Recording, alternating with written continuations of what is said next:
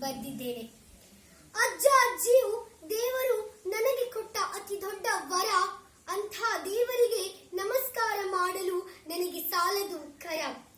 ಅಜ್ಜ ಅಜ್ಜಿ ಎಂಬ ಪ್ರೀತಿಯ ಭಂಡಾರ, ಆ ಪ್ರೀತಿಯ ಭಂಡಾರದಲ್ಲಿ ತುಂಬಿದೆ ವಾತ್ಸಲ್ಯ, ಅಕ್ಕರೆ ಎಂಬ ಮಮಕಾರ.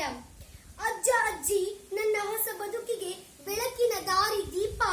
ಅದೇ ಬೆಳಕಿನಲ್ಲಿ ಕಣ್ತೆರೆದು ನೋಡಿದರೆ ಅಜ್ಜ ಅಜ್ಜಿಯು ದೇವರ ರೂಪ. ನಮ್ಮ ಕುಟುಂಬಕ್ಕೆ ಇವರೇ ದೊರೆ, ಈ ದೊರೆಗಳಿಗೆ ಕುಟುಂಬವೇ ಹೆಮ್ಮೆಯ ಧರೆ. ನಾವು ಅಜ್ಜ ಅಜ್ಜಿಗೆ ಪ್ರೀತಿ ಕೊಡಬೇಕು ಜಾಸ್ತಿ, ಅವರಿಗೆ ಅದೇ ಪ್ರೀತಿ ಬಹುದೊಡ್ಡ ಆಸ್ತಿ. Thank you.